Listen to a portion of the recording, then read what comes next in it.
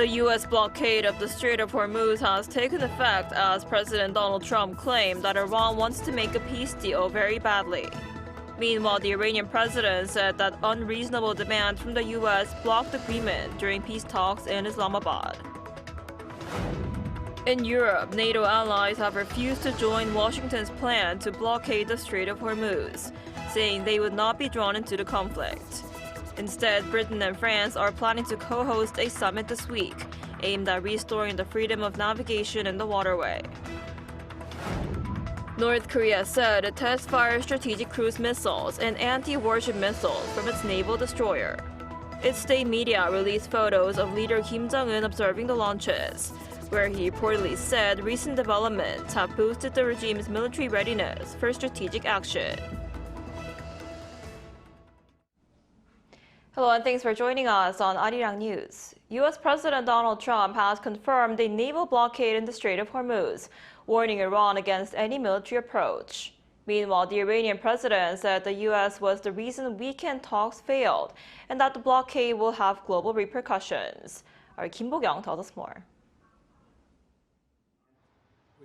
The U.S. officially said that it began blocking ships from entering or exiting Iranian ports in the Strait of Hormuz at 10 a.m. Monday U.S. Eastern Time. Speaking to reporters at the White House, U.S. President Donald Trump confirmed the blockade and claimed that Iran wants to make a peace deal very badly, adding that Iran will never have a nuclear weapon. Iran will not have a nuclear weapon. And we agreed to a lot of things, but they didn't agree to that. And I think they will agree to it. I'm almost sure of it. In fact, I am sure of it. If they don't agree, there's no deal. There'll never be a deal. According to the Wall Street Journal, the U.S. military deployed more than 15 naval vessels to the region for the operation. Writing on Truth Social, Trump said the U.S. military had obliterated 158 Iranian ships and that any Iranian fast attack ships that go near a U.S. maritime blockade zone would be eliminated. Meanwhile, Iranian President Masoud Pezeshkian said that unreasonable demands from the U.S. blocked agreement during talks at the weekend.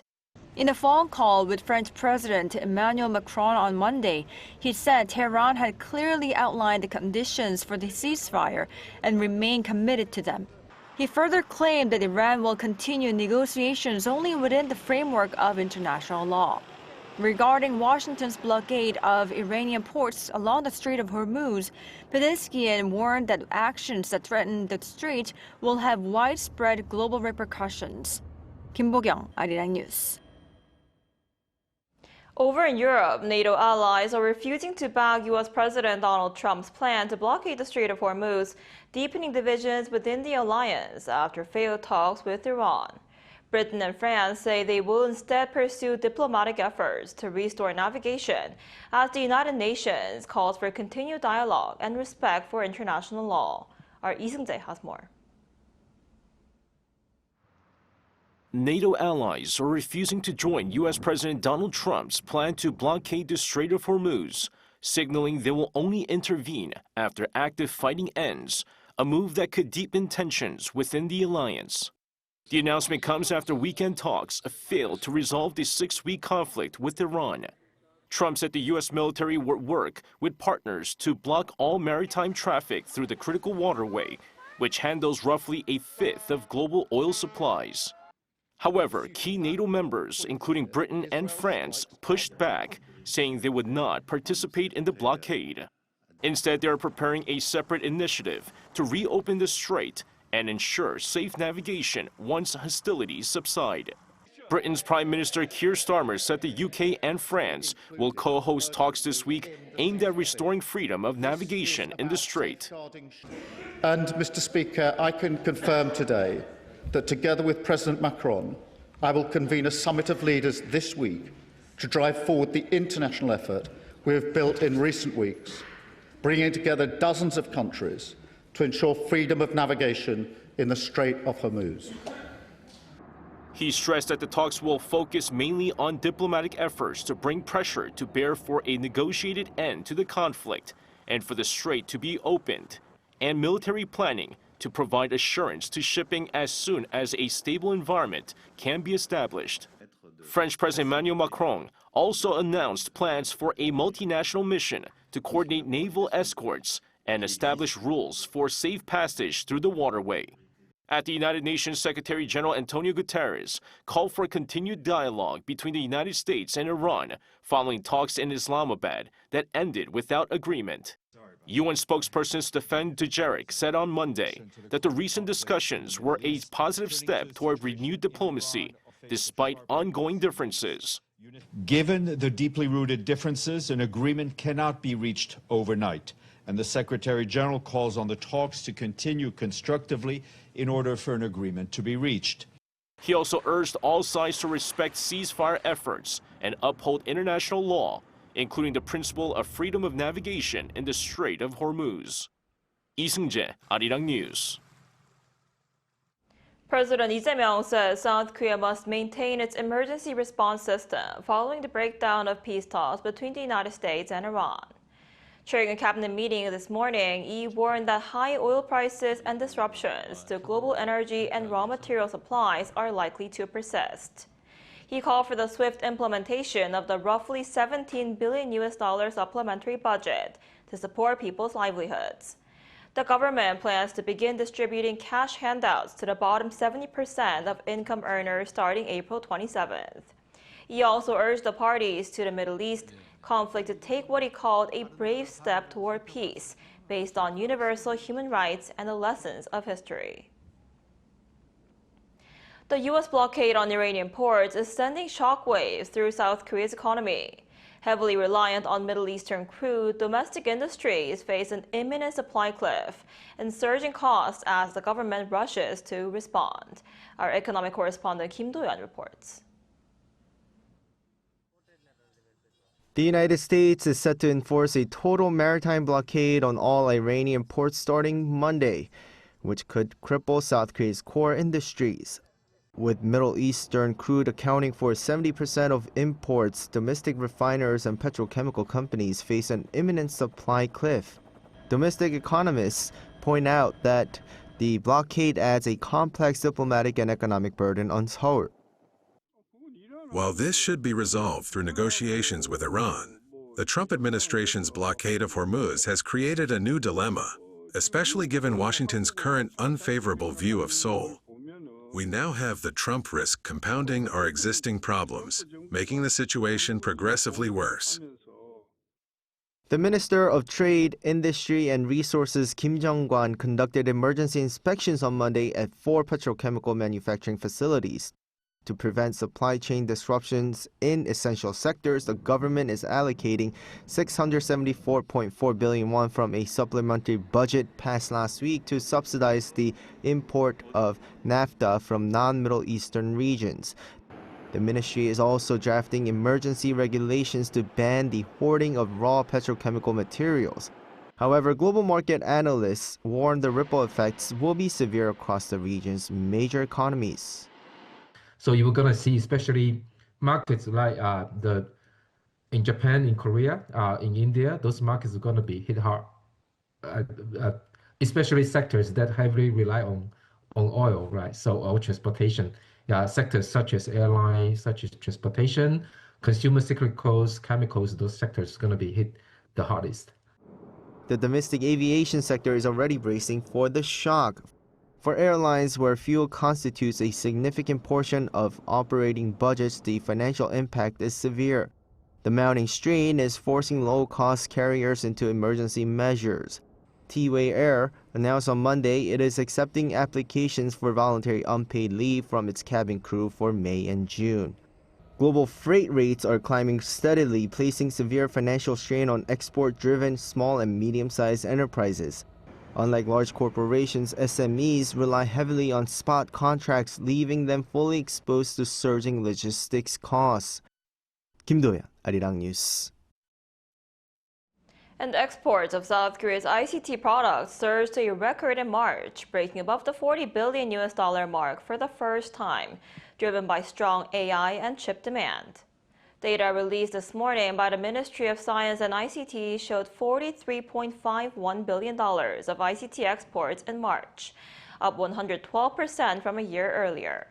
The figure rose by about $10 billion from February, marking a 14th consecutive month of growth. Semiconductor exports led the gain, surpassing $30 billion for the first time. Mobile phones and computers saw double-digit growth, while displays and telecom equipment posted declines. This led to an ICT trade surplus of $27.36 billion, also a record for a second consecutive month.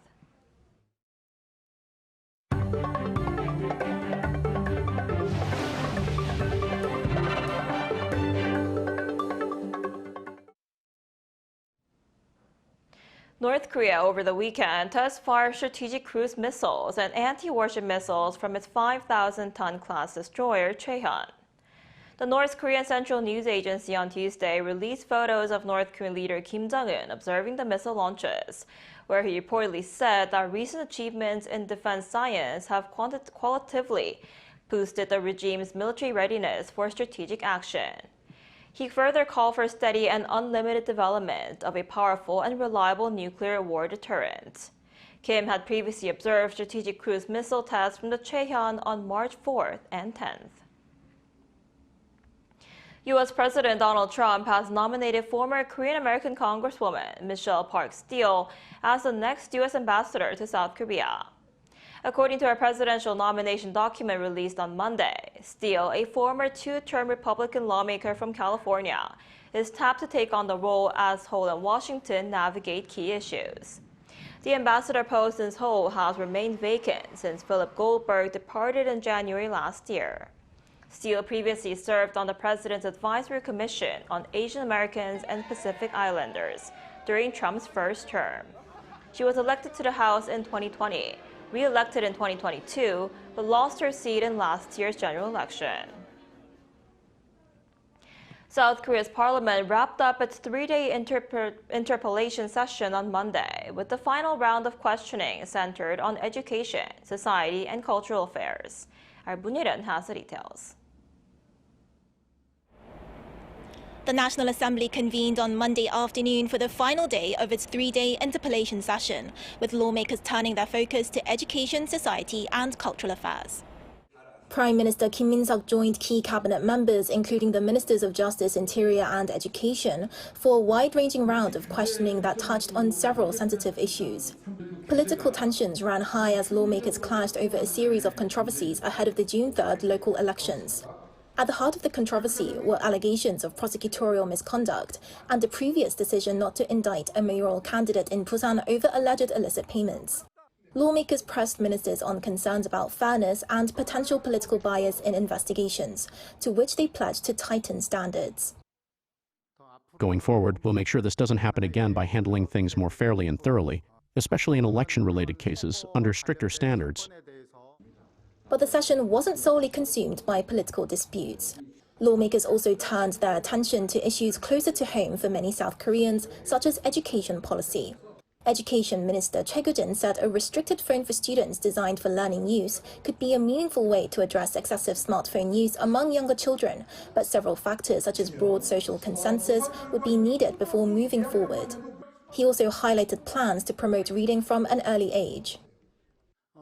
We plan to designate pilot institutions focused on reading, strengthen teachers' capabilities in reading education, and expand programs linked with libraries to help foster a reading culture from early childhood. With both sides using the session to sharpen their positions, the day's proceedings carried added weight, not only as a check on government policy, but as a signal of where the political battle lines will be drawn ahead. 문혜련, Arirang News.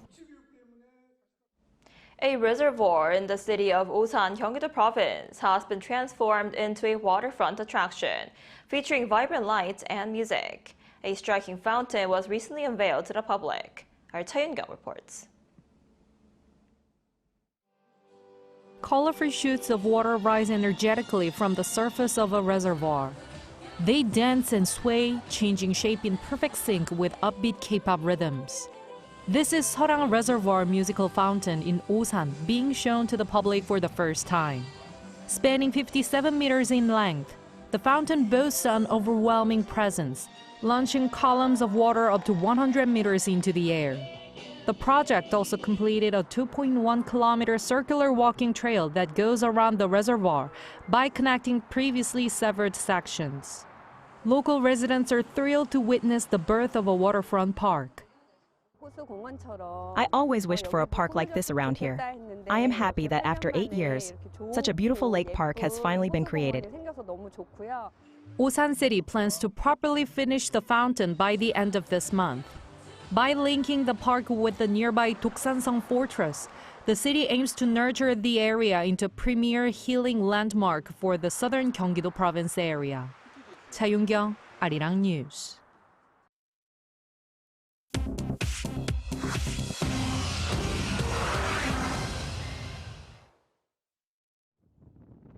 This is The World Now, bringing you everything you need to know from around the globe. Hezbollah's leader on Monday publicly demanded that Lebanon cancel direct talks with Israel. The talks scheduled for Tuesday in Washington would be the first such face-to-face negotiations between the two countries in decades. Naim Qassem made the televised appeal, calling the meeting a free concession to Israel and the United States.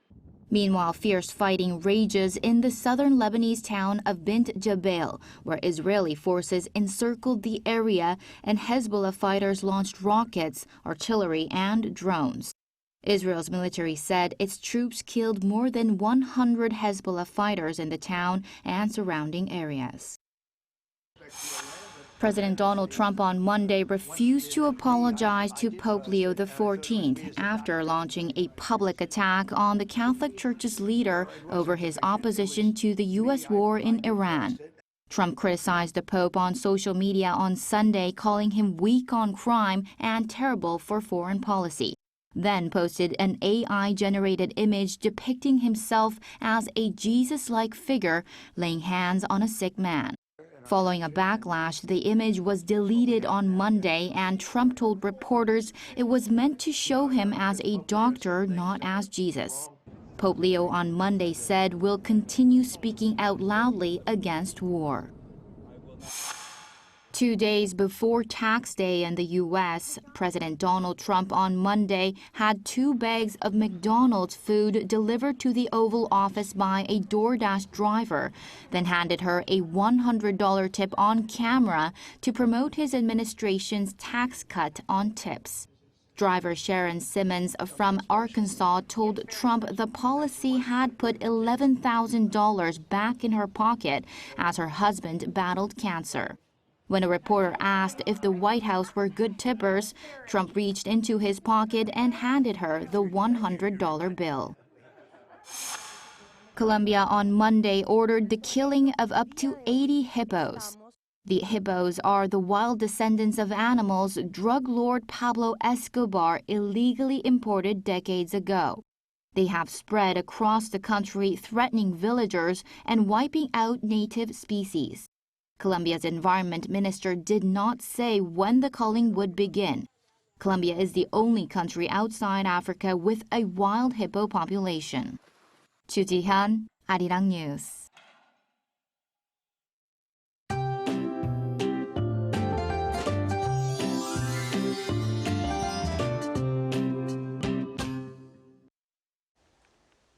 It may have felt like summer arrived early yesterday, and today brings more of the same, especially across western regions. Highs in Seoul will climb to around 27 degrees Celsius this afternoon, and that's more than a month ahead of schedule. But beware of that classic spring twist, warm days and cooler evenings. The central regions will gradually clear this afternoon after a cloudy start, while the southern regions remain mostly overcast. Rain has already begun on Jeju Island and will spread to the southern coast later today. In fact, Jeju could see up to 30 millimeters of rainfall into Wednesday. Unlike the summer warmth in the west, the east stays cooler. Gwangju will be getting up to 26 degrees Celsius, but Gyeongju will just get up to 16 degrees this afternoon. The early summer warmth continues through the week, especially in western regions. Then another band of rain expected on Friday in the southern regions and Jeju, and that should briefly ease the heat.